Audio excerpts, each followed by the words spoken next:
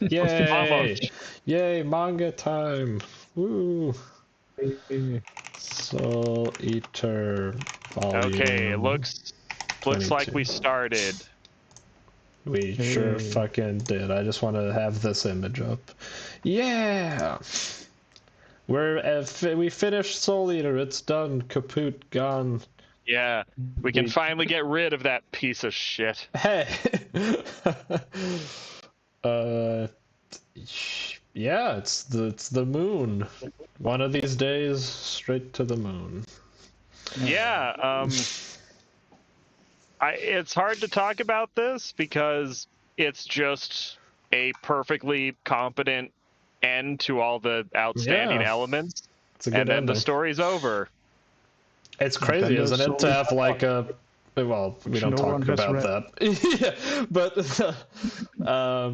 yeah, it's crazy to just have like a shonen be of like a reasonable length and end satisfactorily, isn't it? Yeah. Yeah, none of the elements got tiresome. We have Black Star taking the mantle of a human surpassing gods. Death the Kid finally taking his position as the new head honcho. Maka finally cooperates with her dad briefly. She doesn't fuck Soul, but I assume that happens in she blushes at the end. The epilogue. Yeah. She blushes, and they say something, and she plays the piano briefly. They say, that's not very this is good. the sound we created together, something about creating something together, which, you know. Yeah. Oh, yeah, Death the Kid points at the glowing little blob of semen in Sensei. That's not what that is. That's the greatest version of the everyone has kids ending cliche. I mean, it's a pretty good version of it. I'm really happy. And then Stein has that funny line where he's like, another guinea pig rubs heads. Yeah. He's like, this is a bad idea. Instead of everyone having kids, the people with kids get to appreciate their kids, and then the biggest badass ever gets to point at his woman's womb and go, that's me right there. I did that. I used that woman as a fucking hammer, and then he really did wham pow send her straight to the moon when he fucking flung her. Yeah. It's also a good ending. A lot of characters come back. No future guy free. All the things. He fucks everything up. He saves all the no-name characters, but then teleports Death and Stein away from the fight. Everyone gets something to do in the ending. Almost like. Even Kim got to rub her butt and facilitate negotiations. Like, if you think about it, Kim has a greater impact on the plot and gets more to do than Liz and Patty do. Like in the entire story. Yeah, they're weapons, you know. They're guns. Citizens. Weapons are minor characters, except for Soul. Yeah, even then, like if you compare them to like Tsubaki and Soul, they still get like the least amount of. Yeah, they got a backstory. You know what? You know what, Jaws? Maybe stories aren't like, I don't know. Maybe you're a bit too Death the Kid, and you think every part of the story deserves exactly the same 3.33 repeating percentage of this action. Maybe Liz and Patty just aren't as important or interesting. Yeah. They could have been. I understand your complaint, Jaws. I also dismiss it and throw it in the garbage. That's what I did. Very cool. I get it, but there's already so many characters. They balanced it very well for what it was. I'm okay with Liz and Patty being aesthetic characters that are present in fights but don't make many decisions. Did your guys's... Because I read this physically, you guys read it online. Did you guys get the popularity poll near the end? Yeah, that was funny. Yeah, I looked at that. Wasn't Death the Kid #1? Yeah, Death the Kid was #1, if I remember. Then Maka, then Soul, then Black Star, then Krona in 5th. And then I forget who else was in the top 10. I think Stein... relatively obscure person was fairly high up, but I forgot who it was. Stein was in there. I'll just go leaf through my volume. What is it with Japanese children and always picking the dark, edgy, cool character who's always slightly less good than the person next to him? I mean, this was the whole thing with Sasuke. The Western audience was very split on Sasuke, but he never went away because the the Japanese just loved him so much. Yeah, I mean, it's just an archetype that they like, I guess. Yeah. Man, didn't mean to kill the energy, but yeah, you love this image of Stein with the big eyes. I've actually seen you draw characters like that. I have, yes. This is a big important drawing for me. It was like not just a cover I used to look at a lot. I think it was like my phone wallpaper for a long time. I used to leaf through this volume a lot when I started out drawing. And yeah, I really like the 1-2 covers of Justin and Stein next to each other. They also did like a really cool gradient with the volumes where they turn black, and then the last one is white. But yeah, I love this entire, like, just the visuals of Stein, like, because it's not just like his like bulging Kishin eyes, it's also like his entire appearance like changes in that part. Like his lab coat becomes like this massive trailing like bunch of folds that fucking flies around him. He becomes very spindly and long-armed and legged, and just fucking zooms around the battlefield, smashing everything. Also, that little aside where he imagines all the clowns as presents, that reminded me of a lot of Hisoka, like when in the recent chapters when there was that little aside that also had like these white backgrounds with a little drawing, and he was explaining his mentality, and he's like, I want to dance with a partner until I destroy them, and it like that, very similar. That was an interesting thing where he mentioned how like it's not that he doesn't care about people, it's just that him caring about someone just changes the order in which he will dissect them. Like, it puts them more near the bottom. He'll dissect all the bad people first, but he'll get to the people he likes eventually too. That was all very cool. Yeah, Stein's a fucking monster, and it's a great payoff to his like bubbling insanity that's been something that's been ongoing for the whole series. Up on the way to the moon, he's like chain smoking like crazy. It's really funny because Spirit like tells him off, and then the next shot Spirit is smoking too. like he's like, shouldn't you quit this? And he's like, I don't think so. It's the only thing keep me from going crazy. You know, we might just die. And then next shot is like Spirit's next to him also smoking, and they're like, yeah, I guess so. Spirit going back and forth between being a hapless loser and being the MVP in this arc was really fun. It's also great that I love how Stein still calls him senpai, even though they're both like in their 30s. Yeah. Like, and Stein is like explaining that Spirit is like the ultimate death scythe because he adapts himself to the user, so no matter who grabs him, they can do crazy different attacks. And then Mari has an aside where she says like, at least you're not crazy enough that you still can't explain things to the reader. That's like a cute aside. And Spirit, random nobodies were picking Spirit up and fighting the clowns. Yeah, he shoots a laser beam out of him. Like, he can do a lot of stuff. He's not just a scythe. Yeah, but he can't fly. He had to climb the moon by hand. Like, yeah, he's using a little claw, his little scythe arm to climb up the mountain. One of my favorite panels in this stretch was when he fights with Maka, or rather Maka uses him, and she does like this cartwheel and maneuvers the scythe with her leg. That's an awesome panel. Yeah, that was cool. Yeah, I love the fight between the fight with Justin, where he just like becomes really fucking overpowered, and he just like, I love all the artwork with him. Like, he just like devolves into this screeching flaming skull and is just fucking spouting stuff about God and morality as he coughs up blood, and he fucking like, he kills a lot of people. Like, fucking guillotines just appear everywhere and murder all the nameless DWMA mooks. Yeah, I just like how many of them. He's got traps all over the place.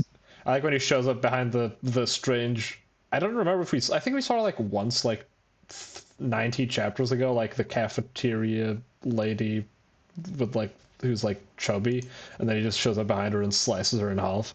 I think she was at the cafeteria or like at the library or something. I don't know. Auntie, as they call her. Yeah, and then he gets fucking Mjolnir to pieces. Very cool. That's also a cool page. Yeah, that's a great 2-page spread, and it's got like a Celtic knot because it's like a Nordic symbol.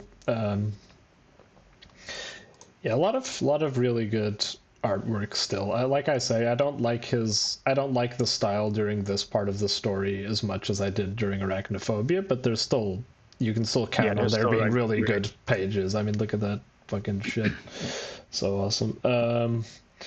This arc, it wasn't that this was the best part. I'm just happy that they didn't fumble any of the many fires they had burning at the same time.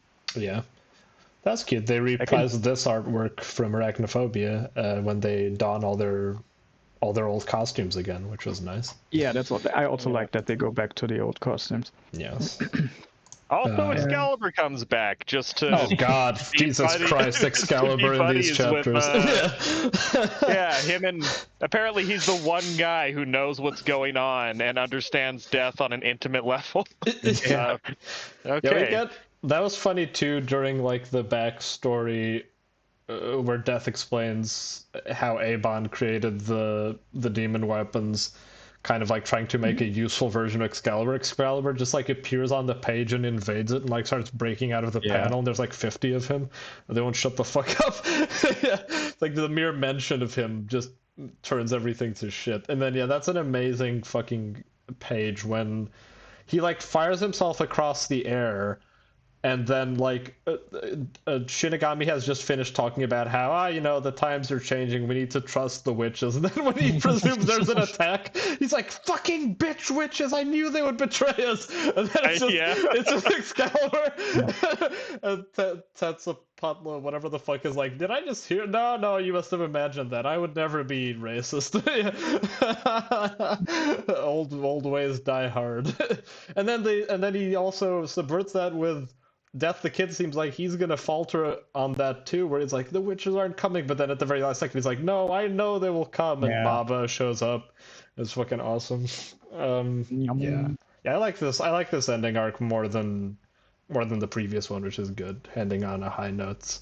Nothing will ever be as good as Arachnophobia, but it's damn good still. In terms of like a final fight for a shonen, this one like flows extremely well. It's like really smooth how people drop in and out of the fight, and how he does a good job.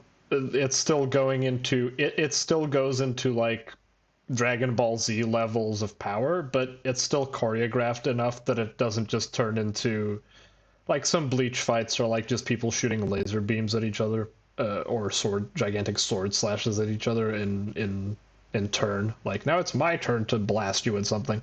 This one is interesting because you get a lot of weird moves. You get some comedy in there, like Black Star sucking a laser into his mouth and firing a nuclear bomb into the distance, the spitting blood. Like he actually grabs laser beams and throws he grabs laser beams and throws them, and then everyone's like, I don't know how he did that. Like I was saying, even like the people on Earth get to like join in. Like Izumi snipes him, and Stein gets to throw Mjolnir and shit. Yeah, like people jump in and out, and Death the Kid leaves for the first part of the fight, then comes back through shenanigans because Free teleports him by accident. It's a good fight, and they make a good job with Ashura being like intimidating, but still retaining like his quirkiness, where he's like terrified during the fight, and then he switches back between like badass and goofy, and his mask keeps closing and opening. Initially you think like the Kishin isn't gonna do anything because he just gets absorbed by Krona. But then he has his time to shine. That's a good little thing. Man, I wonder. And Death the Kid has his little existential crisis. Yeah, oh no, you're my brother. His brother, kind of. That is funny that they have a little line in there of Laz and Pity, my new favorite characters. Liz and Patty. Spoonerisms. Liz and Patty say like they do look alike, don't they? Which is funny. Yeah. And it's like the eyes on his hair kind of look like the lines. Yeah, except that they don't line up. Like it's a cool little detail. Yeah, I'm sure Death the Kid is happy by the end that he has the permanent 3 lines, so he's completely symmetrical. Although he does have character growth. He puts on the armband and that's refuses an amazing the second moment. one.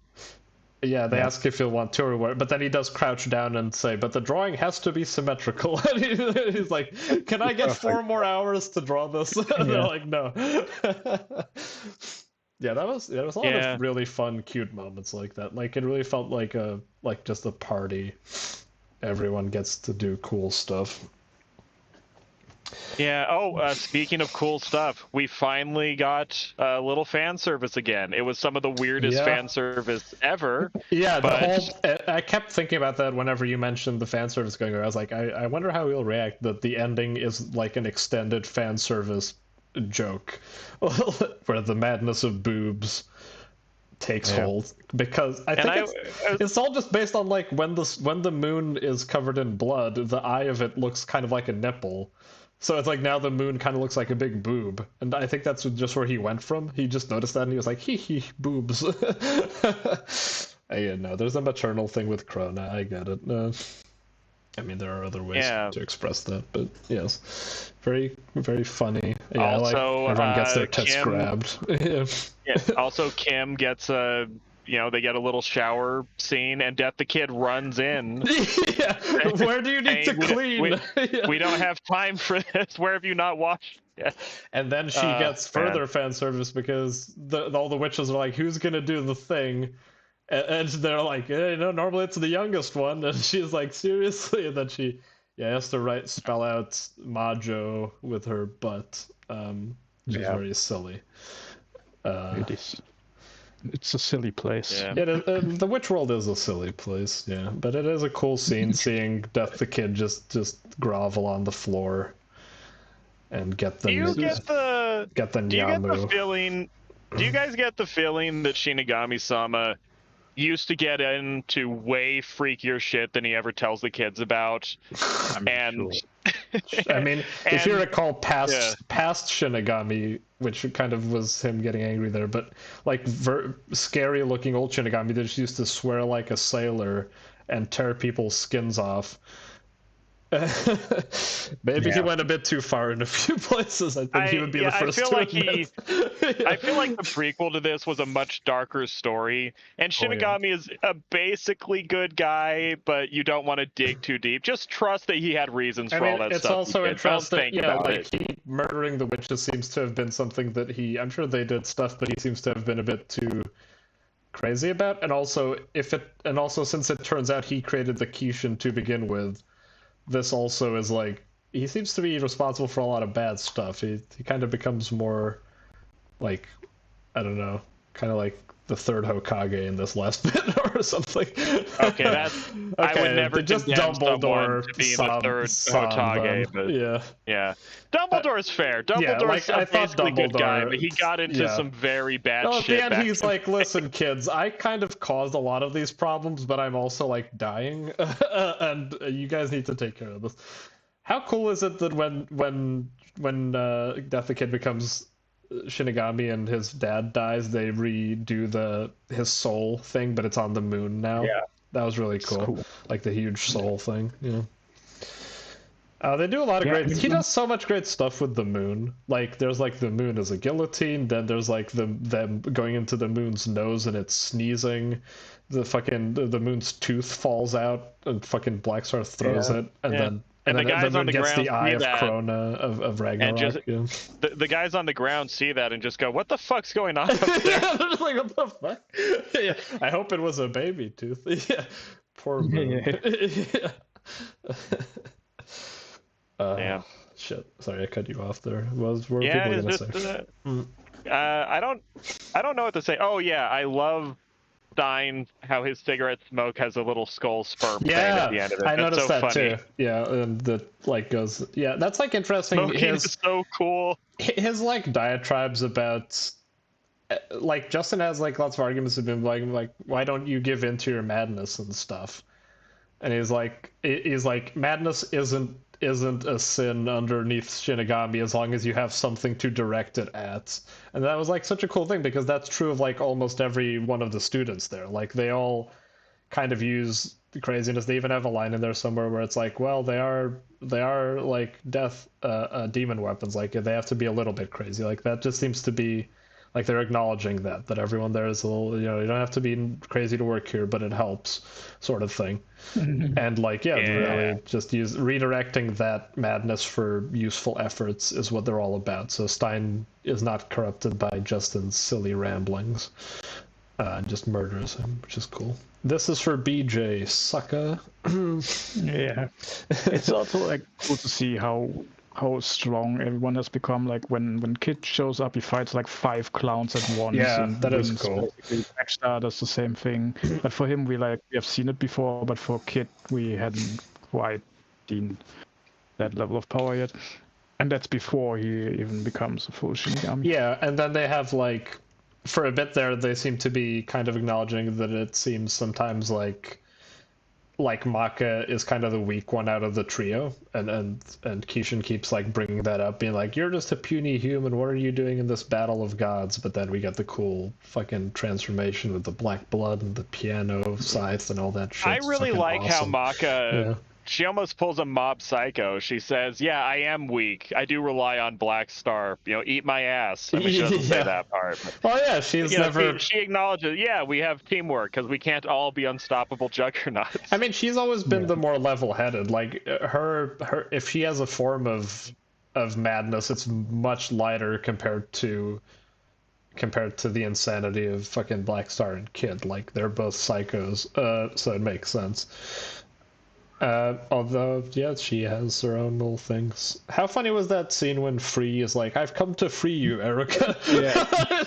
Like, Free gets so many fucking funny scenes in this. They condemn it to 1,000 deaths, but he's like, I'm immortal.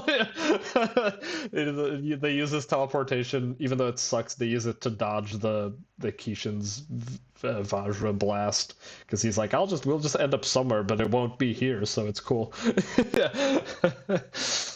And then he does him teaming up with Maba, and then doing like each one has the gleaming eye, and they're doing to destroy the immortality of the clowns is fucking awesome. Yeah, that's like a cool mechanical interaction. Yeah, like they get all the witches do everything. Like it's really like feels like a huge operation where like there's all these phases of it and everyone's doing their own thing, and you have fucking Sid and the other guys and Noah and Gopher going into the nose and all this. There's so many little parts.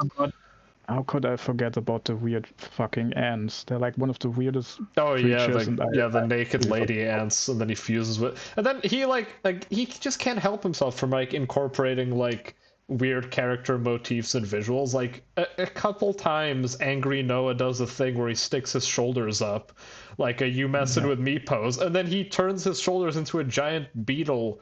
Like fangs, and Gopher freaks out before he gets this. And then that little scene in the middle of the fight where Gopher shoots a blast against him, Kishin turns and he's like, give me all the Noahs. And Kishin, because he's insane, actually takes the time to stop and go, okay, and barfs up like the 6 other forms. Yeah. Well, 6 actually, because the greed one is dead. So all the other forms get a version, And then he's like, so many Noahs, double your mouth. For no reason. Just all these little details. He just doesn't forget about any of his goofy characters. Yes, all good. How do you like the what do you think of the sexy clown lady, Green? I felt like you would have stuff to say about her. I mean, it was fine. I didn't find it. I mean, honestly, what she said. Yeah, what she said was honestly more sexual than her appearance. It's like a 10-year-old's boy idea of what a sexy, like, I don't know, scary woman would look like. It was fine. I didn't have a strong impression of it, honestly.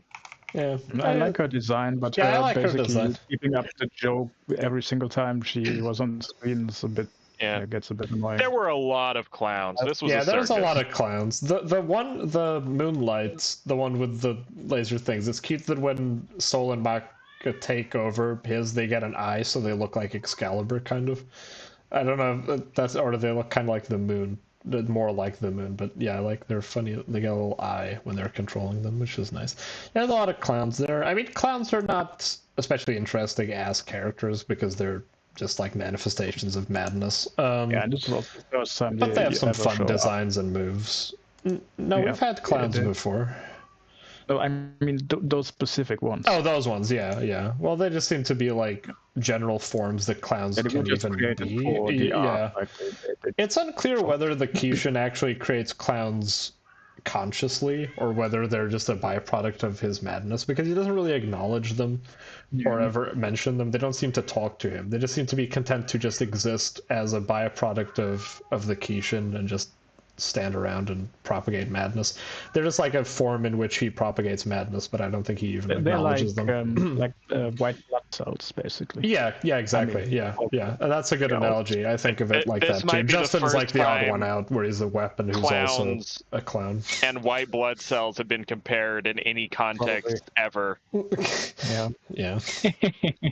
Your boobs aren't the same size, but then he grabs them both. So. Yeah, that's character growth. Yeah, minor point.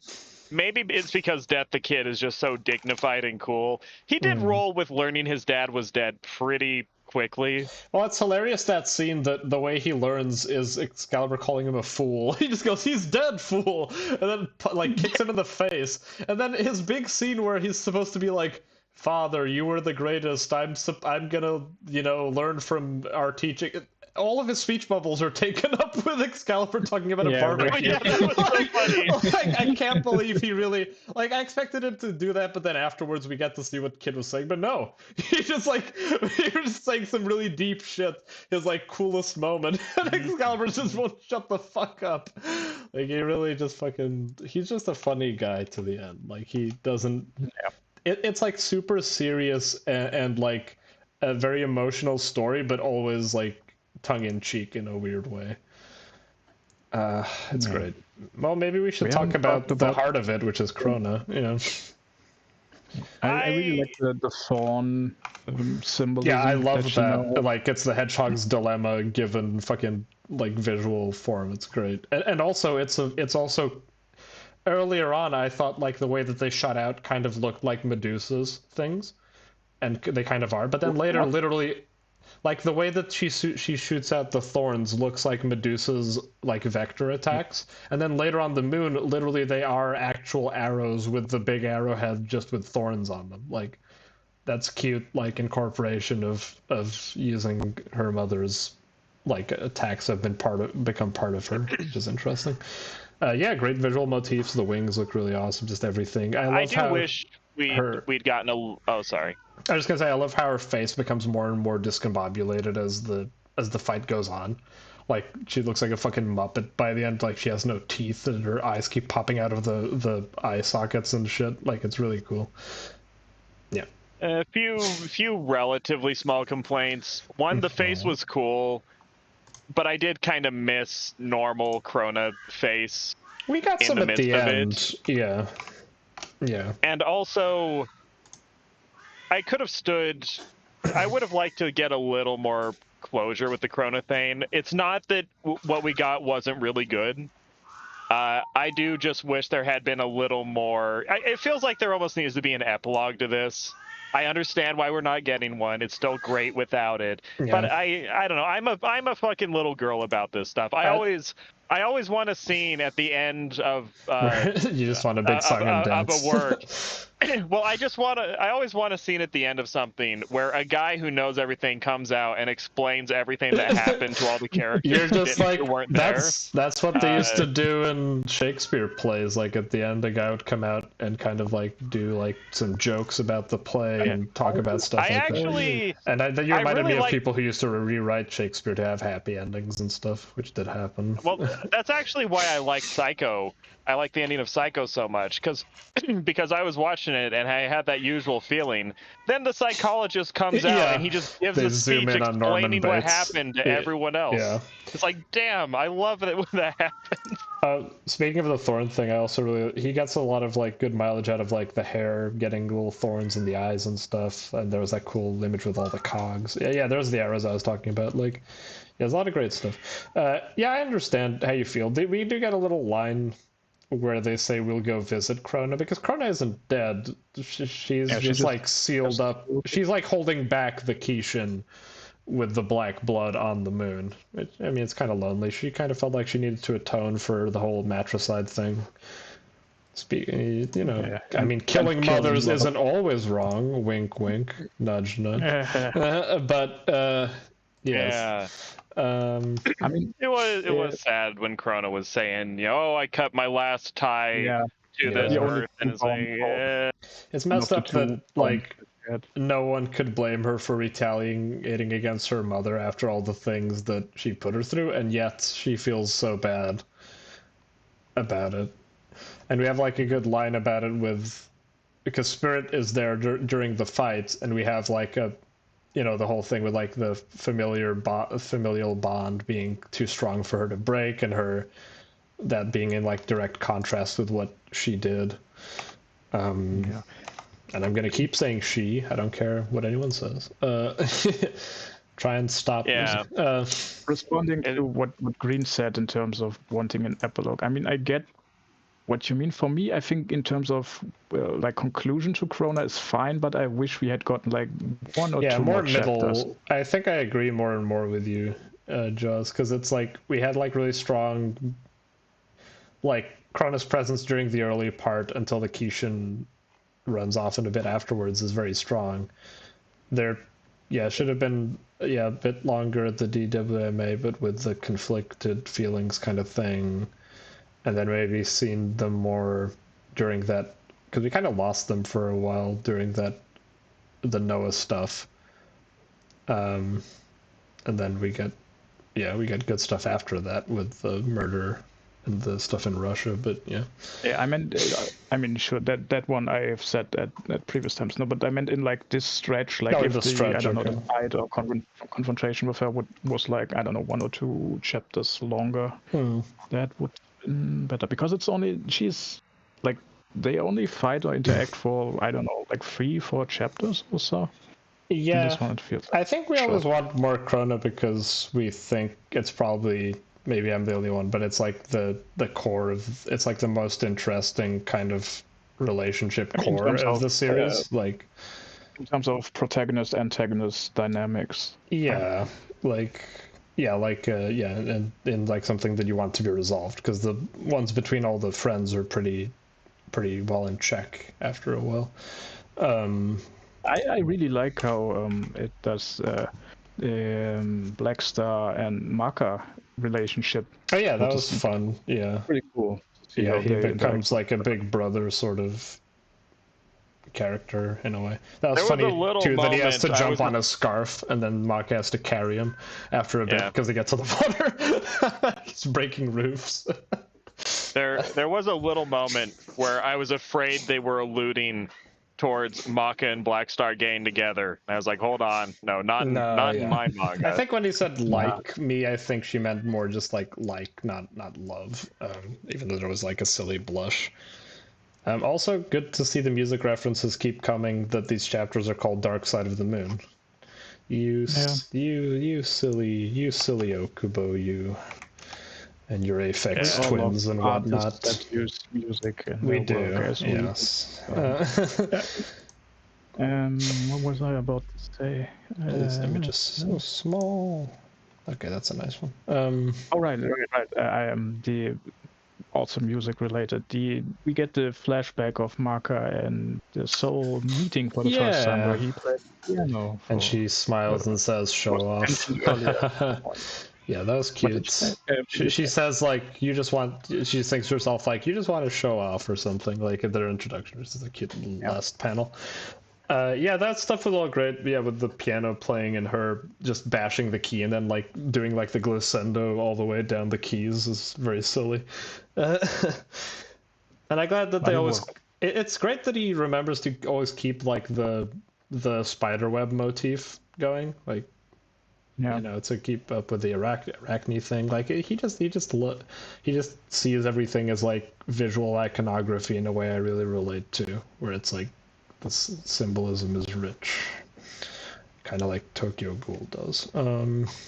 Very cool. Damn. Fucking. What else should we talk about?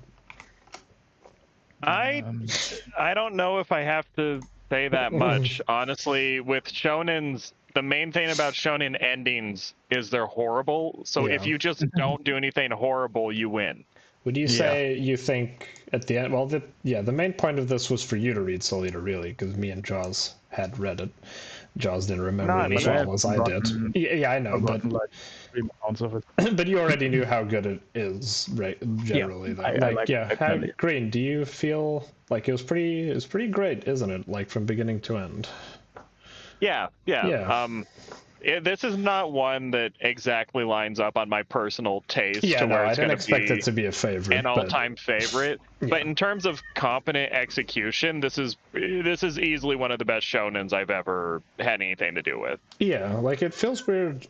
It's not like you could never call it like a hidden gem because like it was big and successful, but it doesn't get the same respect or like talked about as much as other things that are lesser than it. I think this time I can also like appreciate the whole art. Oh yeah, that's good. Like there's amazing art in this stretch as well. Like there's a great stuff. Yeah, on the screen right now, like all the art around the Kishin. Yeah, he does great stuff with the brush pen and Black Star. Yeah, a lot of the Kishin's things are great. There was still some really good experimental ones. Like there's like when the Kishin awakens, there's like 4 whole pages of like fingerprints with like scribbly eyes on them. You guys notice that? Like it's really cool. Just before the Kishin awakens, like stuff like that that I always appreciate from him. He's even the last page of the Kishin is like this scribbly mess where he's like being like, you fucking, I will always exist while there's fear, and just gets like sealed away is really cool. Every single attack having cool eyes everywhere is fucking awesome. It's just great. Right down to Soul's little candle holders. Yeah, they resolved everything with the black blood. That's a great visual transition too when Maka bursts out of the Kishin again, and the black gets pulled off of her dress. Yes, and it turns white, like looks awesome. And the ultimate move is Kishin Hunter, like that page with the musical notes. And shit. Right, we didn't like, speak about awesome. Also the page where Justin steps Marker. That one's also really good. Justin or the Kishin? Oh right, yeah, it was Kishin, wasn't Justin. It just looks so much. No, Justin sneaks up behind Auntie and slices her in half with a guillotine. That's a great one. And it's great because it's like we haven't had the like crazy black blood thing since the Maka Krona fight way back when. Yeah, so it was great to see like the crazy grins coming back again, and it is interesting how these characters are all like brought together by this, like Krona, Soul, Maka, and the Kishin are all brought together by the black blood. Is really cool. I still find it funny and a little bit bullshit that when Maka does a super transformation into a cute little black dress, it's cool and badass. But when Marcel from Delicious in Dungeon does it, it's lame and cringe. But that's like the joke in Delicious in Dungeon, though, is like the artist and the readers all think she looks really good. Everyone in the comic just says she looks silly because she has animal ears. Like that's just like a joke on the reader. It was nice to see Shinigami go. I mean, I guess he didn't because there is a Shinigami and he's a part of him, so there's always like a Shinigami. But I think all my favorite stuff in this is probably more in the middle, and especially probably the second quarter if I had the finger. That's exactly where I put it too, and I think Jaws does too. This is still really good, and the main thing is it's painless. There's no stupid mistakes. There's no bloated end. Every character gets something satisfying to do that at least partially ties up their earlier angst, and we're done. We can move on with our lives and not read the sequel. Arachnophobia, well, there's no sequel. Soul Eater Not is just a silly side story about some freshmen who all suck, and there's just like a cute girls do cute things show in the Soul Eater school. What? Yeah, that sounds true. amazing. Yeah, I didn't say it was bad. I said we're not talking about it because it's a completely different thing. Like, there are some extra chapters snuck into the volumes here, and Maka is like a character in Soul Eater not, but she's like a silly senpai that the main girl pines after, which is funny. But anyway, I was going to say, yeah, nothing like Arachnophobia is just stacked with like it has like my favorite overall art style look where it's gone way past that initial style but hasn't become the kind of sleeker designs at the end. It has the most experimentation in switching between cool art style looks and expressions and stuff. It has the best fights like in terms of choreography and stakes. And it has like some of the coolest moments ever, so it's just too strong. But I don't want the story to just end at Arachnophobia. Like I wanted a cool resolution for the Kishin and all that stuff, and we got it. So yeah, great ending. We did.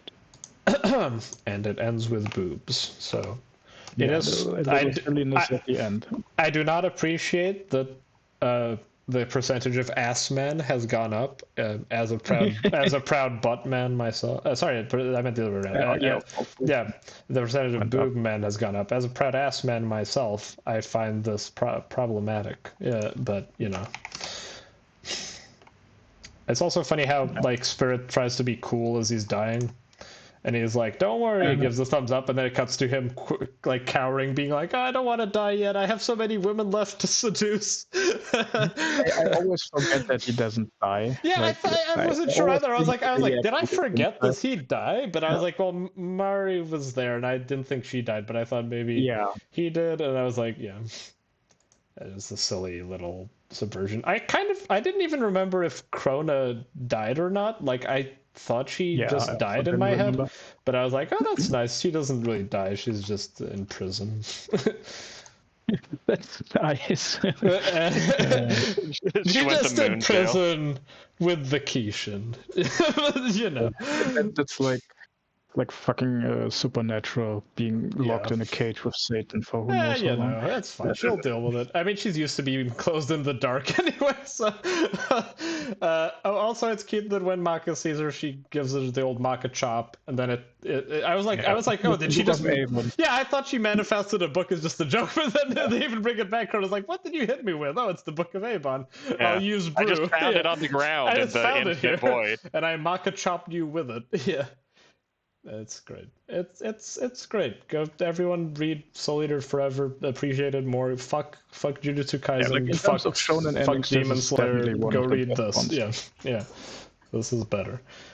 And I have not finished Fire Force yet, but I really like all of it too. Not as much, but I think it's actually I was looking at early art style of Fire Force, and I think I like the earlier art. Or I guess all the parts I read, I like the art in Fire Force more than like later Soul Eater, just like the general look of people. I mean, not like the super cool creative expressive thing. Dude, there's some great stuff in Fire Force. Like he does some really great stuff with like the fire effects and the creepy like the charred skeletons inside of the main character's mind, like stuff with the Joker. Joker looks really fucking cool in the manga.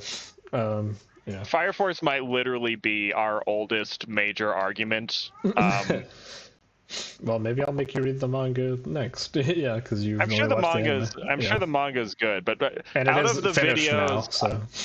Out of the videos I never made back in the day that I really wanted to, one of the top 2 or 3 is a breakdown on Fire Force and how I don't like how it handled the plot and all that. But, you know, we don't have to do that now because we've moved on with our lives. YouTube sucks. Yeah. Yeah. YouTube Anime forever. YouTube does suck. I would never watch a YouTube video. And now 4chan is going down. We're approaching the end of days. We are. Soul Eater is over. God. What's the point? Yeah. Oh man, we better move on though. Yeah, we've actually been talking well, it ended. I mean, it's for an end discussion. Yeah, it's for an end. We'll compensate by spending 7 minutes talking about the other 2. Okay, moving on to should we do PunPun or Tokyo Ghoul? No, we do 3? Tokyo Ghoul usually. Okay. Let's do Tokyo Ghoul 3. Tokyo Ghoul. I didn't have a fucking clue what was happening. Really? Yeah, I assumed this. I thought I clued in pretty quickly. I eventually kind of got an inkling, but yeah, I really like this. I think I really will end up disagreeing with Jaws and liking Ree more probably somehow. The art wasn't as strong just because there wasn't like as cool things happening, but if I was starting a story, I wouldn't be pulling the stuff he was doing at the end of part 1 like immediately either. That would be a bit too much. In terms of like the general art style, it looks fucking great. Like, you think? I love how it looks. I like how this looks more like just the way he draws people generally standing around and just talking. Like, I like this more than any of the first part. Yeah, he's fucking great. He's becoming like one of my favorite manga artists slowly. Yeah, I really like the look of this. I like the new character designs a lot. Love Urie.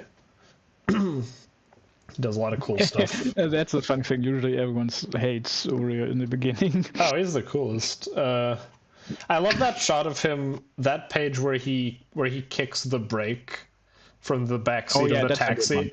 Looks so fucking awesome. I was like, yeah, he's just got some great fucking angles and shots in this. Like, I love how expressive it looks. Yeah, he's just so fucking confident, just striding around, just making this cool manga. I dig it. I like the dynamic with the Quinks. Yeah. That Michi is going to like Urie from the beginning. Yeah, both of you have a lot of new names thrown your way already, and there will be plenty more. That was the hardest part. And also they jump right into exposition, and I wanted to strangle the mangaka, saying, no, pick one or the other. Do exposition or 50 new characters. Don't do them at the same fucking time. Yeah, he just reiterates like the main premise that we had in Tokyo Ghoul already, like probably for people who are picking up the story. I thought about really that too. Like, yeah, he did seem at certain points to just be making sure if someone came in to like new readers, which would be weird, like, yeah, it wouldn't really work as like a standalone thing. Like, oh yeah, the main character is just this other guy who you would know if you had read the first one, but I guess you just jumped to this one, didn't you? Yeah, that was a bit silly. Yeah, there was a bit too much talking exposition in these chapters, but it is setting up like a bunch of stuff. Yeah, exactly. I enjoyed this as much as a lot of the original. Yeah, it's cool. I mean, there were a lot of fun like moments in this. That it's way like in terms of tone for now, it's like way a way lighter tone, like way more comedic. It once again reminded me a lot of Chainsaw Man, as his stuff often does. Yeah, like, I mean they're sort of them being kind of like the organization that of like monstrous mishap people who are like putting on, like a suit and tie and doing and like what the one that really brought it home for me was like the pointy tooth guy wearing the glasses because he just got made the head of the squad. I was like, that's totally just like power vibes right there. I mean, they're kind of like a similar age and generation, so I get that. Yeah, there was a lot of funny moments in it. Like, there's like goofy stuff especially with like that pointy tooth guy, whatever the fuck his name is. I was sure that guy fucking died at one point. Really? Leaf. Uriel just picks him up and moves him. Yeah, they do a lot of good jokes with Urie's internal monologue thing, where he has a line in parentheses afterwards, and then we never get to hear what he's actually thinking, but we still like get to read it. Yeah, we get to. He like keeps his like actual.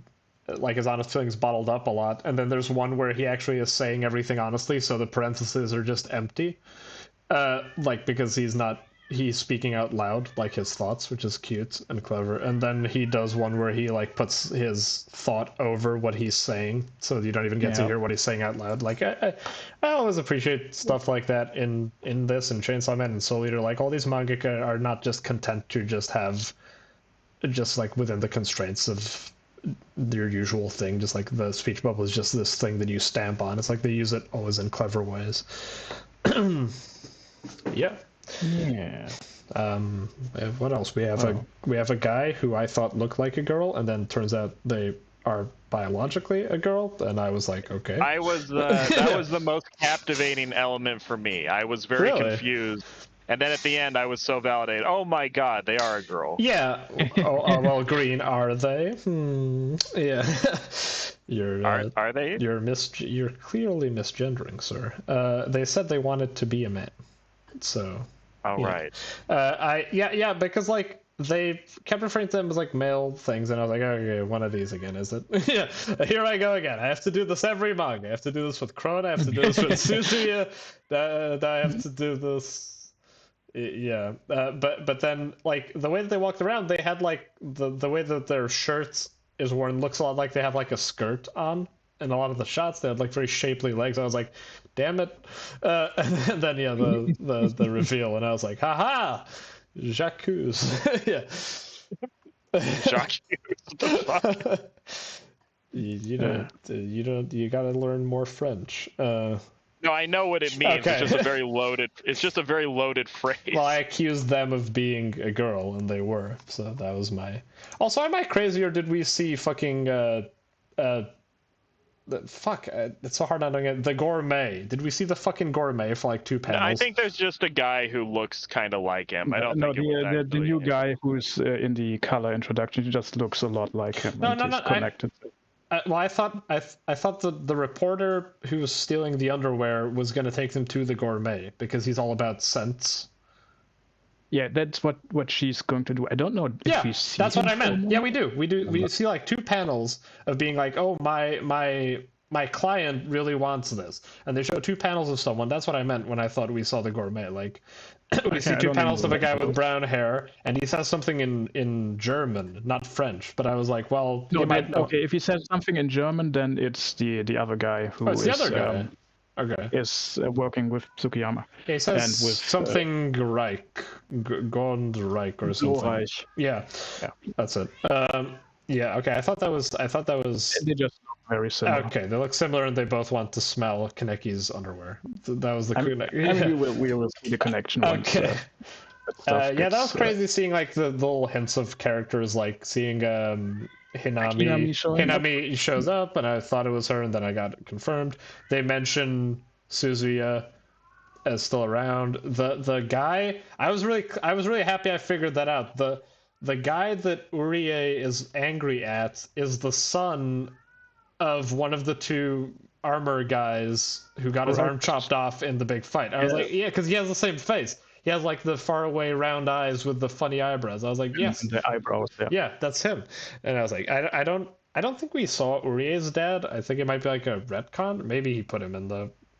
No, because Urie's dad is dead. Like he died. No, I know he's dead, but he died in the fights. Didn't he die in the fight? No. Oh, he died in some other fight we didn't see. Like when you see the flashback at the show, and you see that Uri is pretty young. I thought the manager had killed him in the big fight at the end of Tokyo Ghoul. Okay. An earlier fight. Okay, that makes sense for temporal reasons, because he wasn't a child 2 years ago. I'm just stupid. He always has like little motifs. I like that Uri's thing is like his teeth. Like he does a lot of shots where it's all blacked out and you see his teeth, and he'd be like, "Fuck you." That was cool. Yeah, like Uri is like very focused on the mouth. Like he's also often depicted with not having a mouth at all. Yeah. I saw that a lot. Like I really like that visual. He kind of looks like Death the Kid a bit, but I like his like eyes. And that thing with no mouth. And then when he does have a mouth, it kind of reminds me of like Shinji from Bleach a bit, where he has the very vertical teeth look and the upside down smile sort of face. That was all cool. He wears headphones. I love the headphones. I like his outfit in general. I like his 2 dots under one eye. I googled who his dad was just because I wanted to make sure it wasn't someone I was forgetting, and I just saw an image of him, and his dad just looks like him but has 1 dot under his eye, which is very funny. Then his dad has 1 dot, and then his son has 2 dots. That was okay. But what are we thinking about the story for this arc so far? Yeah, the situation. They've weaponized the ghouls, half ghouls. Yeah. Not exactly. Well, so far there's not that much in the way of story. It feels more like they're introducing a lot of elements that are going to be used later. Mm-hmm. I'm kind of going in with one toe because on the one hand, so many fucking characters and so much to learn it at once. Yeah. Yeah. I'm intrigued. I am mostly interested in just the main character and what happened here, because obviously that's going to be the focus of the initial thrust. You know, what happened to him that put him in this situation. It feels like it's going to be very weird. You can I think it should be fairly obvious already at this point what the deal is. It seems like Arima just saved him after that moment after he stabbed both his eyes out and his brain got scrambled. Arima somehow managed to keep him alive through some means or something. It's interesting that his design. But he has to have something over him, right, to keep him cooperating. It seemed. You see that his memory is. My theory is that his brain got scrambled from being stabbed twice through. Yeah, that's what I thought. And he's I don't feel like that's obvious. Well, like, there's I think a lot they of convinced him he was like someone. This. I'm not saying it's obvious. I'm just saying I guess Joss did say that, but yeah, he did. I like. Yeah, you just said it should be pretty obvious.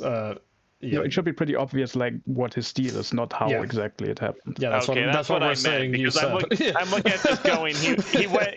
It was a very rapid transition from the warrior ghoul messiah of prophecy coming to kick ass and take names to he's the cute little new guy at the office fondling Arima's balls under the table. He almost reverted to a childlike state, and then they taught him that he was another person or something. I don't know. They have a mother-father thing. It's interesting. I'm wondering, did they lobotomize him? Do they have something over him? I mean, he literally did lobotomize him with a sword. I was gonna say it's interesting that his personality is kind of similar to old Kaneki's a bit. Yeah, he's very similar to the old. And he portrays that visually because the black is coming back into his hair. Yeah, like that. Mm-hmm. I thought that was really cool. I just love the way he draws faces now. Like, he does faces so well now, and they were my least favorite thing of the first stretch. Like, he was so bad at, he just drew these derpy, goofy looking faces, and now he just draws these great fucking varied looking expressions and faces and profiles and 3/4 views, and I just love looking at all the little faces and details he does. When Toka showed up at the end, she looked great. She looked prettier than she does in almost all of the originals. She almost had a new design. It was a little like but I the could still tell. Which was nice. Fuck. I was gonna say something really cool and interesting. I really like the inner space that we see of Heise with the checkerboard pattern shows back up. That's again that's also so later, and it's all based on they're all riffing on Twin Peaks, even if they don't know it. It's like the fucking the room, the back room of Well, I know Soul Eater 1 is a direct reference, but again, I was gonna say I keep doing Chainsaw Man comparisons, but it's funny that Chainsaw Man also ended, and then there's a sequel series that starts with new characters, and you're not really knowing what's up. I mean, Chainsaw Man gets to it faster, where Denji just shows up. Just shows up again, and is hey. It takes quite a while. It does take a few chapters. You're right, and you don't know who's dead or alive. You don't know what the fuck is the deal. Certain characters are here, but they're reincarnations of themselves. It is similar in that regard. They're kind of parallel series in that way, and I like them both a lot. Yeah, with Chainsaw 2, you are just kind of pounding the screen going, when are the characters I know going to come back? And you're kind of like that with this, too, because I'm I want to see Suzuya. Is he in a wheelchair? Where the fuck is he? Where is... Did they take out Kaneki's balls put them in him? We don't know where manager is. He was fucking saved by the author. What's up? Yeah, where's Owl? Where the fuck is Owl? Where's Banjo? Damn it, my favorite character, Banjo. When is he gonna show up? Is he dead? At least we get Hidami and Toka and Yomo at the end. But my favorite. And we get, of course, Nishiki. The serpent. Yeah, Nishiki shows up. We see the guy. That was cool. My favorite part of this was predictably just the part where he goes crazy, and then, but specifically not even that fight. My favorite part was afterwards his face face where he's like, "It hurts," and they're like, SS rank Ghoul. He's what is the name? Heisa. Heisa. Yeah, Sasaki Heisa. Yeah. For Snake. Oh, is it? What? Is it? I know that doesn't make a whole lot of sense. I just was what did you say, Green? No, don't worry about it. Anyways, okay. I think I have it saved because I just love that facial expression. Like, the art when he it's a good little the art when he cracks his finger is fucking awesome, and bringing back. It looks good, but I still like that style less than the one from the final arc in Tokyo Ghoul. It's hard to compare. Also, there's like weird text inside of it where he's like, "Who am I?" Yeah. Did I miss that? Maybe it depends on which version. Yes. Very. Okay. Minor point. Very faint. Okay. Minor point. Oh, that is weird. Yeah. Did you notice the panel where the snake guy is leaning back and looking up, and it looks like the famous panel of Kaneki leaning back and looking up? I did not notice that. It was on the screen you were just at with all the image previews. But this is like a thing Ishida likes to do a lot, is paralleling characters and poses. There were other shots that reminded me of the meme one, and it reminded me like, oh yeah, the meme one is coming up. Like, and I was like looking at shots there were quite a few shots of like the Sasaki like in profile, and I was like, hey, the thing. Oh, there, yeah, sorry, yeah. Yeah, you're right. That is almost exactly the same angle, pretty much. Huh. That's funny. Yeah, it's very strange. He looks so smug and self-satisfied. He does. Well, that's Nishiki. I mean, that was interesting. Yeah, I didn't expect it to be him at all. Like because like in the last time we saw him, he kind of acted like he was like leaving. He was like, I'm done. I'm just gonna go fuck my girlfriend. Then in terms of time frames, this is like 2.5 years after the end. I get that, but I just kind of assumed that he had like wouldn't be that relevant to the story going forward. But I guess I was wrong. And we get also who's the focus of this little investigation. I found it. Yeah, I love that drawing. Is great. It hurts. We'll be dealing with the SS rate Ghoul Heise. Yeah. He has he's kind of a rough situation. Yeah, he does. Great scene with him and Arima. I like how, because Arima was like a hidden fucking character in part 1, where they just keep alluding to him, see him in flashbacks, and then he shows up at the end and he just fucking kills the main character.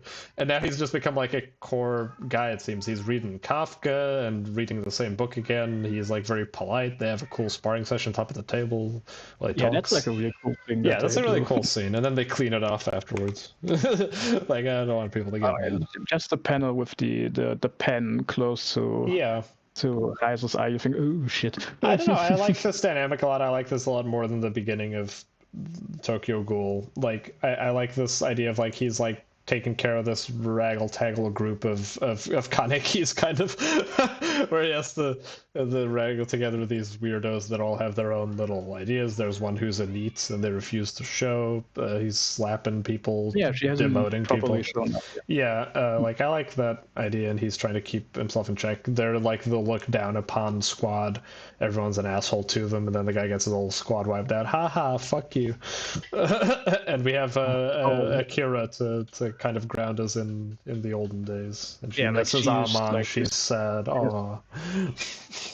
Akira is like Heise's direct superior. And in the panel you have up on the page, you see that Heise does have the same habit as Kaneki does, where he lies and puts his hand on his skin. Oh yeah, so, god damn it, I keep forgetting that. The fucking the poetry, it's like it rhymes constantly. He's pottery.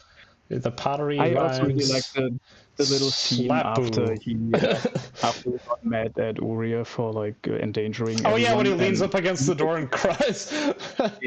Because they cut that out. They cut that out from the anime. Like, what a bunch of fucking morons! That was so fucking cool. Like, because he calls him a ghoul, and then you expect him to kind of punch him, but then the other guy does, because that was a really clever page where he's like, one of them gained respect, one gained envy, and one gained fear from this interaction. And then the other guys become like little subordinates, and is like punching him and throwing sweet stuff at him, and then he apologizes later. And then he just leans up against the door and cries because he's like, "Damn it!" I like his he can't control his own subordinates. Yeah, he has a lot of moments like that where he's like he's like incompetent and kind of like a fuck up, but in a very endearing way. Like he has a.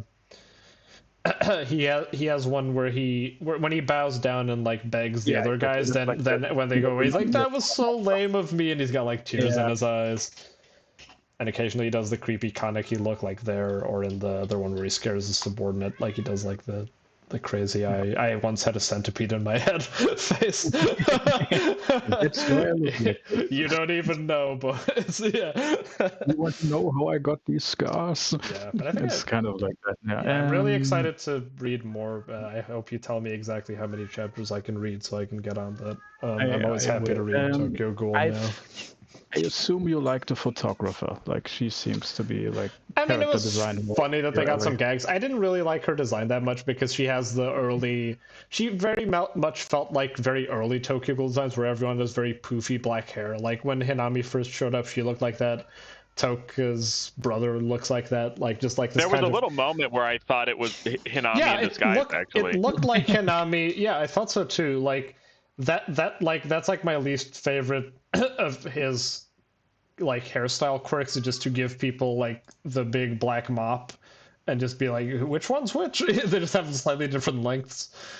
He really likes that hairstyle. He really does. Yeah, and it's just I like remember from an interview or something. Yeah. I mean, there's only one manga where the characters actually look Japanese, but it's easy to tell them apart, and that's Golden Kamui.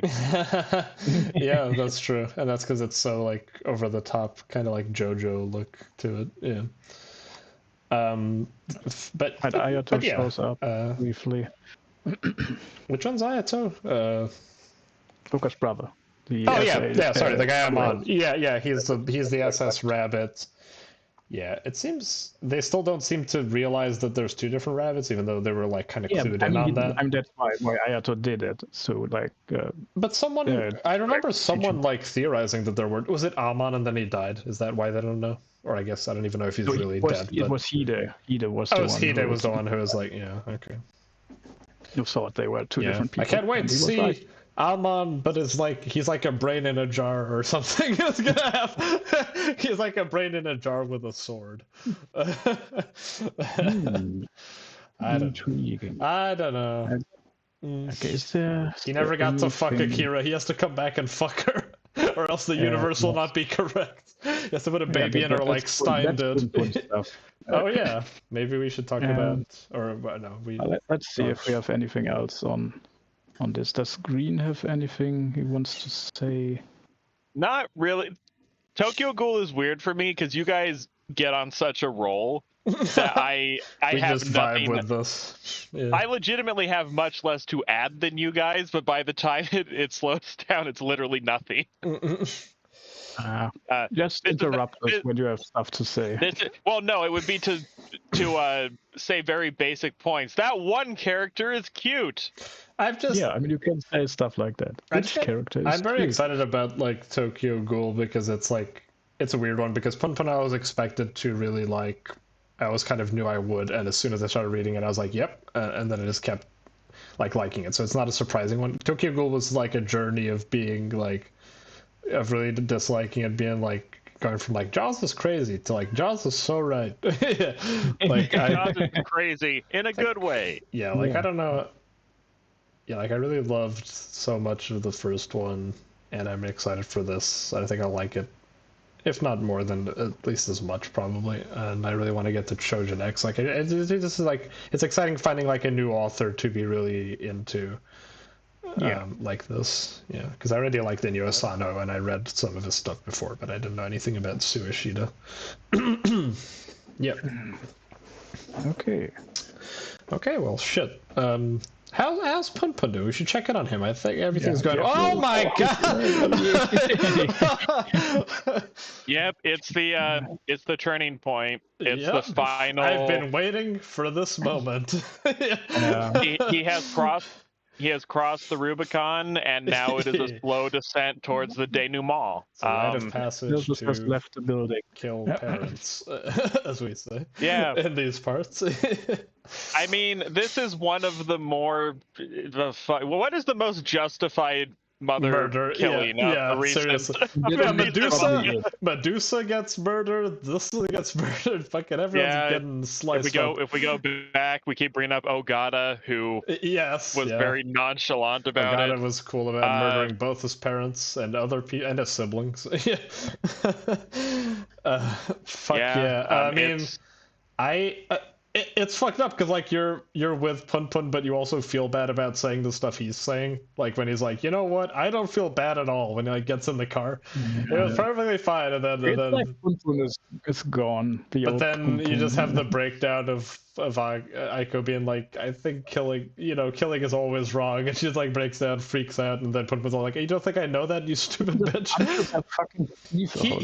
Well, she bit him. I mean, come on. Yeah, but still.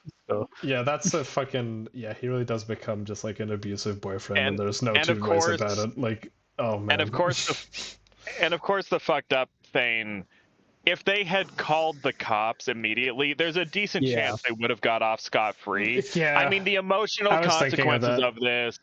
I mean, it's not America. In America, you can do a spinning guillotine stab to someone who looks at you wrong in the street, and you might get off with it. But Green, by the time PunPun was done dialing the phone, Aiko would have stabbed her mother 15 more times, and they had a hard time explaining all those wounds, because that's what she's doing when he gets back from the delivery. He's just plunging the knife into her mother over and over again. That the mother, I forgot that the mother was pretending to be paralyzed. What a piece of shit. Yeah, she's pretending to be paralyzed. She's wearing her daughter's sailor uniform while doing internet live streams, presumably fucking masturbating. She's ordered a dildo. Underwear.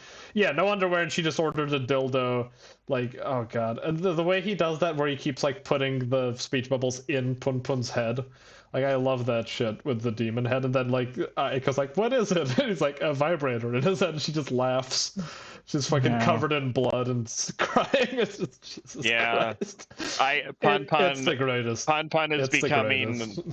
He's becoming a force of nature while Aiko is reverting to childhood. Aiko is just regressing. It's like really sad for me to see how childlike she's become. Literally pissing herself as she sleeps, which it's hard to even do that on purpose if you were trying to. That's also she has not just the trauma, but the injuries she's sustained. Yeah, that too. Like she has like her in her dreams, her being like feeling really hot. Like that's totally like something of having a wound like that your body is like trying to fight off infection and stuff, because like fucking PunPun just like sutured her, like haphazardly. Like I'm sure he disinfected it, but fuck, like she had a fucking really deep stab wound to the guts. It's like one of my tiny criticisms for this part. Like both of them get injured pretty badly, and you wouldn't like in that state you wouldn't be able to. That's true.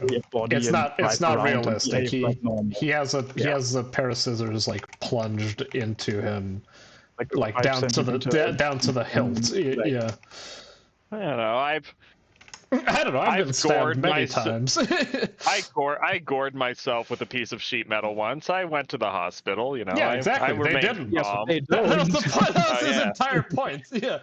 What fucking chapter are we on? I keep going forward and I can't find it. I think we are at 120 or 121 or something. I mean, I can try to look it up real quick. I was even closer than I... Okay, that's fine. Okay, yeah. Jaws is always right. Okay, go back past the Soul Eater. Man, there was so much Soul Eater. Holy shit. Well, yeah. I think we're not that far in, actually. We're like 115. Is such a piece of shit because it loads every page as a single. No, don't let on we're using illegal weapons. What? No. Yeah, I wrote PunPun myself, actually. I like... big butts and I cannot lie. No, what was I going to say? Oh god damn it! I accidentally hit create a highlight. How do I undo this? I don't know what you're up to. It's okay. I've located the chapters. Yes, murder is cool and justified, and everyone should do it. So yeah, allegedly. I mean, she got her comeuppance for being a bad person, and God was PunPun's That's the weirdest true thing. self. God coming back. Yeah. What is God? Good. He Why says, is PunPun "Good God morning, again right after he good killed morning, someone? PunPun." Like fucking full too much pride. Then he looks in the mirror and he's like, "Yo," and he's just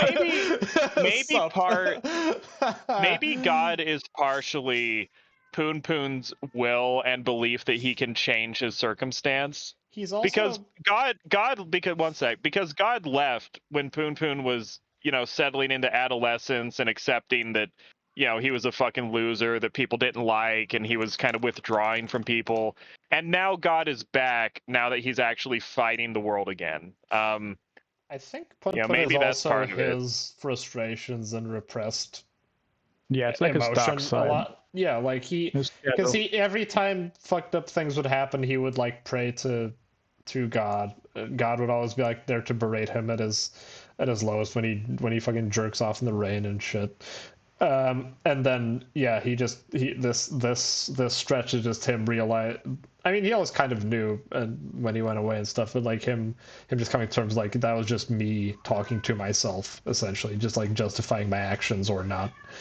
And now he just is 1-to-1 is over his face, just like, yep, that's. But then we see the math teacher's eyes are also replaced by God. Yeah, that was fucking. Yeah, the stuff with the cult gets out of hand in these fucking chapters. Like it becomes more interesting. Like it's the Pegasus goes and nearly murders that bitch who accused the old man of robbing with a hammer, and then just like runs off. The math teacher wants him to be assassinated by his school friend. It's fucking nuts. He's got the big glasses. The cultists, I did notice this is kind of the deal with cults in general, but the cultists are all losers who still manage to have fun and a nice little sense of community and people that accept them. PunPun doesn't join a cult. Maybe he should have. Maybe he would have been better off with Pegasus. Am I crazy, or did the fat chick who was friends with Sachi join the cult? Because I could swear she's in the. She did. Or she was in a frame with them. I thought she was in the big group photo. Well, I keep getting confused because the couple who say they're getting married, that is not the same. No, those are not the same. Those are not the same as PunPun's class friend and his girlfriend, but they look very similar. But I think that actually was the fat friend with the twin tails in the group photo. She was in the frame of this. I'm confident she was in it. I was confident that is her, but that's not the other friend. So that's why I was unsure. Yeah, I wish I could find like the big. I forgot to bringing up the group photo. I forgot to mention this last time, but it's a very obvious reference to the Last Supper. Like they do. Yeah, I saw. Yeah, this one, right? Yeah, they do that in Golden Kamuy too. Isn't that her on the left? Like that really looks like her. I wanted to see that. It's better in the frame where you see them all. I think who looks a lot like her. The frame where we see them. She was in this fucking section. That's her. She's the fat person in the maid fetish thing, right? I think so too. Because she cosplays and she dresses like that, and we don't see her. You know what? Outside of this, I just don't know how to Google this. If I'm wrong, so is the author. Yeah, he fucked up by making the characters too similar. That's adorable. RA is trying to message us. We'll get to you, man. Green, you just what? No, nothing. What, I blow up, but people will know he exists and talks to us. No. Yeah, but you've patronized him on stream. How could you? Oh. I'm gonna just open this because I want to see. That is the sad thing. I somehow froze up my thing, so I can't see anything. No. It's okay. It's not loaded I don't yet. care. Okay. But yeah, I keep thinking about that. PunPun tries to have some integrity and independence and pride, and it completely screws him over. All the people in his position that just say fuck it and just go with whatever the crazy man says, they have a much better go of it. I actually really fixated on the one cultist saying, I don't even really believe this stuff, but with Pegasus, he pulls a beautiful harmony out of all the stuff going on. Yes. Where I thought we were worthless, but we're not. And that's kind of what PunPun needs. He needs to be in a rhythm with other mediocre people, where even if none of them are anything special, they have a sense of community and growth, and they can find each other compelling and characters in each other's life. He should join a cult. We all should. Good vibrations, man. Yeah, that looks like her. That looks like her to me. I'm ready to move on from this mystery. I'm willing to say, Michi, what you just said is definitive, and let's go on. Sorry, Jaws, you're losing that one. Life is a give and take. It's funny how the black Afro guy they just keep him. He joins as well. Yeah. Can you guys hear me? Different, actually. Yeah. Okay, cool. Oh yeah, I found the quote. The guy says, because of the harmonies, there is no such thing as a worthless person. Oh yeah, that's cool. Right. That's funny because that. That's like the opposite of what the ex-husband said to PunPun, kind of, where he was like, there are the worthy and the worthless people, and you're one of the shitty ones. And PunPun was like, I don't think we're compatible. Yeah, like you were saying, he would be compatible in the cult, because Pegasus would be like, there are no worthless people. I mean, what is the thing they keep looking for? The black spot. Yeah, the black spot kind of seems to be pointing to PunPun in weird ways, which is funny, but because his head is a black spot now. The prophecy. That's right, and he is one-eyed by the end of this, because how this volume ends. Yes, yeah. Even Aiko starts being irrationally violent towards the end. That's where she goes, I should stab your eye out, so he can't leave. Is that why? No. It's because I'm almost certain it's because the chapter opens. He stares at the butts of two girls who are leaving. Like seriously, you have a close up of like these two butts of like these two teenage girls. PunPun's head is turned looking at them. Aiko shows up from behind and is like, hey. You took a while in there. Oh yeah, I was changing my bandages and I got my period. And then immediately she's like, you should only have basically she said, she's been saying like, you should only have eyes for me. Like you shouldn't look at other women because I love you so much. Like she's an obsessive girlfriend, and she's like, she'd rather poke his eye out than have him stare at any other women. PunPun gets angry when she doesn't. Yeah, PunPun gets angry. She doesn't. He like almost like it's like almost like he pushed himself into the fucking fork. Like it's. Yeah, he's like, go all the way, you bitch! You let me down. And that reminds me of a just like I said about how he's just like become a terrible abusive boyfriend. But it's like, he like uses like leaving her as like emotional manipulation against her.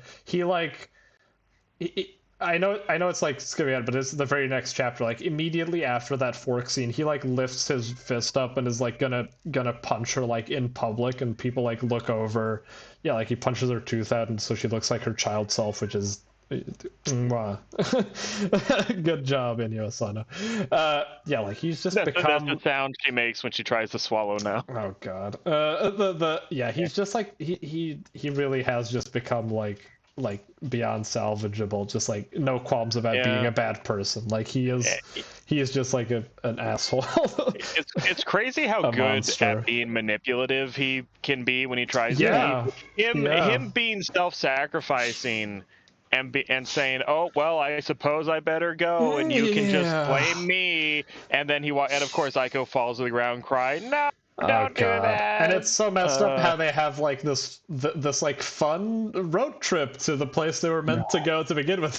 They're like looking through the hole in the stone and eating ramen and singing silly songs and hugging each other in the field. And it's like, it feels like it's the ultimate like hollow victory. Like icky. Yeah, like it's the most hollow victory of all. Like he got the girl. And they have a car. The mom isn't a problem. They get to hang out. They get to fuck and suck each other whenever they want to. But it's the worst. This is such a real thing. Them going through the motions of starting a new life when they know there's this lingering problem in the background that's going to destroy them. Brushing under the rug. Yeah.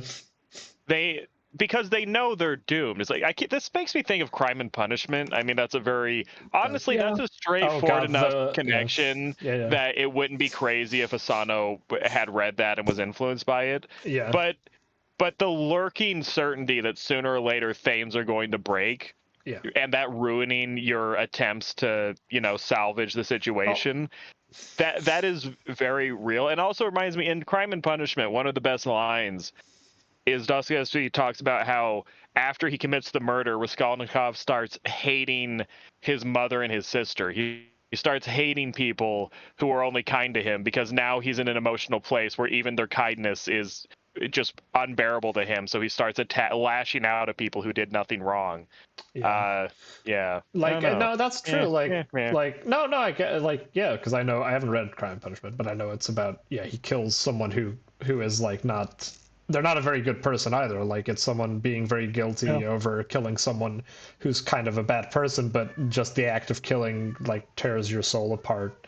And like PunPun has like that whole monologue about like how there's no good people and he thinks everyone should murder and all that stuff. And then like they're just doing what they always do. Like, they did this when they met up again. They did this when they were children. They just fucking lie their asses off. They just lie to themselves, to each other constantly. That's all they do. Like this panel of PunPun with the giant Pinocchio nose. Like, that's what they're doing. They just keep doing it. Their noses keep getting bigger and bigger, and then it's going to come crashing down. Like, fucking PunPun is this is something that people face a lot. I think especially men face this as they grow up. That might be me being narcissistic, who knows. But when you're being crushed by something in the world that you just can't deal with and you also can't get rid of it, one of the ways of coping with it is to internalize it as part of yourself. If you're continually running into violence and chaos and conflict, and your attempts to have a positive, friendly situation just keep getting kicked in the nuts by the aggression of other people, if you get to the point where you go, you know what, they're right, life is fundamentally violent and I should just embrace that and accept it and have fun. And then you can greatly reduce the emotional pain of conflict by seeing yourself as a participant in it. But then it also slowly turns you into a very different type of person. He literally settles on that. Like, that's part of like him looking in the mirror and seeing God. Is the earlier he's like, he just settles upon like, this is just who I am. Like, this is what I've always been. I'm just me. Like, that's his way of dealing with this, and that's a very real feeling that I've felt many times too. And I was like, it's we are hitting a weird point with PunPun, and you've talked about this several times. Saying PunPun needs to quit lying to himself, and that's part of what God is, I think. Yeah. Is PunPun actually this malicious a person, or is he trying to because he's trying to get out of his situation and understand it, or is there no difference in the first place? I think a lot of it is self-destructive in nature. Like, he has a lot of self-hatred and depression, and he kind of when he hits Aiko, he's hitting himself. Like, that's like a lot of it, and it's fucked up because he's like the ultimate hypocrite in so many ways. Like, he's totally the guy who at the same time like thinks he's the lowest of the low, but also thinks he's better than people. Like, he like is like, oh, Aiko's mom deserves to die because she was this abusive person. Then as soon as he replaces that place in her life, he starts doing the exact same thing. Like, when she goes to his house, she's all like battered, and it's like this horrifying scene, and he's like, oh no, let's make love, and then immediately she's got new bruises from him now. He just has nothing to hold on to in himself, and he's just like trying to find the bottom through his actions and words. But he's just in the idiot doom spiral. This is it. Like, this is fucking all the way down. There's no stopping. Let's go. I mean, I wonder if it is that simple. Is he just trying to lessen the pain of how crappy him and his life is by by just saying fuck it, let's see how bad I can make this. Yeah, maybe. I mean, we've all. I don't think right? it's that simple, but that's definitely part of it. Like part of it is also just like him wanting to feel things that are just like real, kind of. Like I think he just feels so empty inside that going to like crazy extremes is kind of. I also think it's about agency. Like he's taking the reins. Yeah, because he feels like he's been jerked around by people his whole life, like his parents, his aunt, his uncle, who make a funny cameo here talking about the baby's name. I call it a cameo as a joke, but like his entire life he has always felt like he was acting on others' whims, and he never did the thing he wanted to do on his own, which was just run off with Aiko, or go to Planet PunPun, and now he's doing it in the worst way possible. He's actualizing his potential, but the wrong one. Yeah, I mean that's hard though. If you're in a situation where everything you try to do that is reasonable is pathetic and ineffective and fails immediately, and you look and feel like a giant fucking schmuck for even trying. If everything good you do fails over and over again, and then you kind of have a moment of going, you know what, fuck it, I'll be the bad guy, and then suddenly stuff starts happening, it's kind of hard to walk away from that. And now he just feels like he's gone too far anyway. Like, what's he gonna do? Like, go back to maybe I'll quit this and go back to trying to write a manga. I think we're past that, my man. That's also they're showing the manga succeeding without him. Yeah, and Sachi is like, I'm gonna go fucking rescue PunPun or something. It's like, I don't I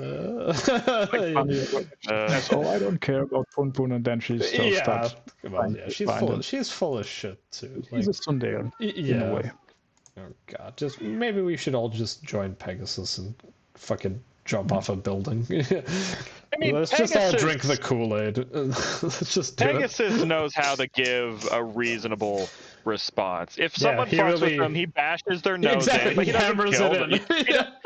He doesn't kill them. He doesn't, permanently ruin their life. He just teaches them a lesson. They learn it.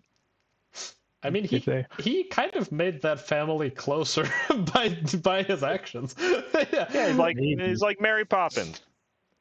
He's exactly like Mary Poppins, actually.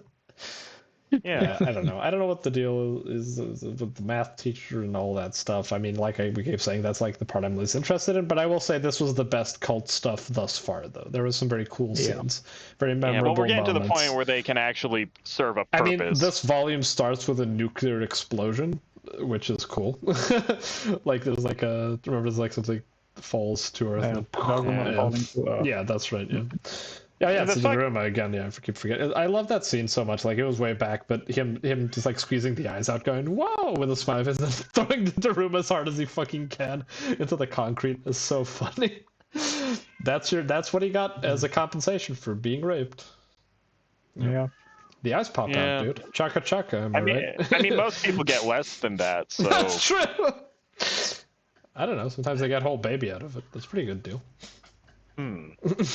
Yeah, that's not a good thought. No, it's not. In fact, I don't think I should have said that.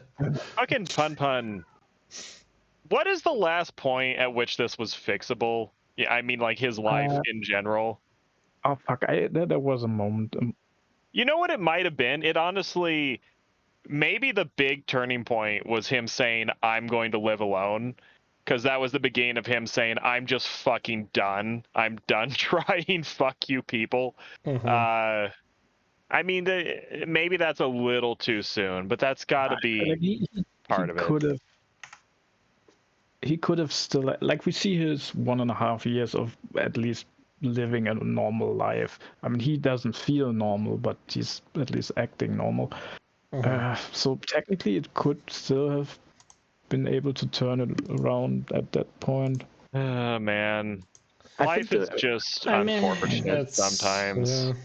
Sometimes you just gotta stand in the middle of a field with a demon head. I mean, in a way, technically, the murder is the point where it stops being able to be turned around. Yeah, I guess so. I like that scene where he thinks to himself, like, where he goes to the door and takes the package and tries to act cool, and then he's like, I didn't even have to do that, actually. It's just like, I just like acted out of impulse. Yeah. I arguably made things worse by doing exactly. Yeah. Whose car are they in? I forget. Did they steal I the think mom's? it's the mom's. I guess yeah, they stole them. Okay. Wait, why does she have a fucking car? People in wheelchairs can drive cars, Green. Not people that drag themselves along the ground with she their probably arms. used to use it when she was less fucking crazy. I mean, and not to mention that she wasn't paralyzed anyway. Well, she didn't claim to be yeah, exactly. You know what, guys? I think this is all gonna turn around. We're gonna get a happy ending. PunPun's gonna. No one will ever find the body. Aiko and him will get over it. They'll probably get some therapy or something, and they'll be fine. Yeah, and the cult will be. Pegasus will realize the foolishness of his ways, and disband, and that'll be that. Yep. The world will not end. No, how could the world end? Like that's crazy. We always know when people say the world's gonna end, it never ends. So. I feel. I'm gonna break new ground. Fuck me. I'm gonna break new ground. I mean, you're gonna shit like by saying. I think PunPun made some mistakes. Oh, I thought you were gonna say I think PunPun is good like the manga. I'm gonna break new ground by saying that. I am still invested in the question of how much of the sweet kid is still in there and how much of it was ever real in the first place. Like Michi has corrupted my thinking because he keeps saying like, oh, PunPun should just admit he was a bad person or he was always bad, and then you keep saying that about me, which is well, I'm just evil. Don't listen to me. But I know I was you said like, is the child PunPun in there? You reminded me of like. This is a really weird reference, but it is a thing that stuck with me. Like, Your Movie Sucks once did like a top 10 things in old movies and TV shows that used to scare me. And in part 2, he addressed how in part 1 he got a lot of comments being like, that's not scary. And he was like, listen, I didn't say I was scared of it. I was saying child me was scared of it, child Adam. But he doesn't exist anymore. I killed him. I'm Adam now. Like, he says that, and I'm like, think about that. Like, maybe like every time you're an older you've literally like killed the past you and he doesn't exist in you anymore. Like maybe this PunPun killed child PunPun and now this is the PunPun and you just have to deal with that, Green. Yeah. And maybe I never said I think being honest with yourself is the good option. I just think it's just something that sometimes you look yourself in the mirror and you say, maybe I should stop lying to myself. On some level that's true. Yeah. But also some of the, I won't say worse, but some of the most objectively problematic decisions I've made happened right after I had the moment of going, I should just fucking be honest with myself. Oh yeah. I don't know if it leads you to good places. No, but at least it'll lead. I don't think it necessarily leads to good or bad, but it definitely necessarily leads to change. Like something will change if you take that attitude. I don't know what though. I can't vouch for the results, but and I think sometimes you can't hold back forever. I mean, sometimes this is fucked up to say, sometimes you have to do something. Sorry, I have to sneeze. Hold on. Okay, it worked. Didn't sound like sometimes you have to really understand the situation and get to the other side. Sometimes you have to do something that you kind of know is a mistake in the moment. Yeah, or else you just be stuck in like a unsure like limbo. Yeah, you just stare at your own inaction forever. Yeah. Or for years. And sometimes even if you're a worse person in some ways after you do the bad thing, it helps you grow up a little. It helps you become more of a real person, more of a actualized person who understands themselves. This is what Fooly Cooly is all about. Like, nothing can happen till you swing the bat. but you just Fully I'm sure Cooley is about how sexy pajamas are, sir. That's true, but in PunPun's case, it meant swinging the bat like into someone's brain, but you know it was. Yeah, like, because I just think about that because Naota is like that too. Like, he's a messed up kid with problems, and he has that part where he's like kind of like dark, messed up Naota, where he's like stares like playing Haruko's bass and moping, and he wears the fake eyebrows for a bit and pretends to be an adult. But then he has that cool moment where he's like, "I'm me, you know. I'm not my big brother." Like, I just think there's parallels sometimes. But yeah. It's PunPun, you know, he made his choices. The die is cast. He has. Yeah, he made his bed. Now he gets to sleep in it. You know. Yeah, you shat the bed. Now you get to sleep. Well, he was trying to piss, but then he felt a strange wet warmness from underneath, and he realized, oh no, Aiko's peed again. Damn it! I have to make the bed again. Well, that's a perfect place to side out, Jaws. Do you have any final thoughts? You sound like you might have some. No, not really. Well, hot damn. Yeah. Okay. We're almost done with PunPun. We're almost, yeah. I mean, next time. Oh yeah, it's time for the big finale. So yeah. Well, hell yeah, let's save it for next time. We love Pegasus. Good vibrations, everyone.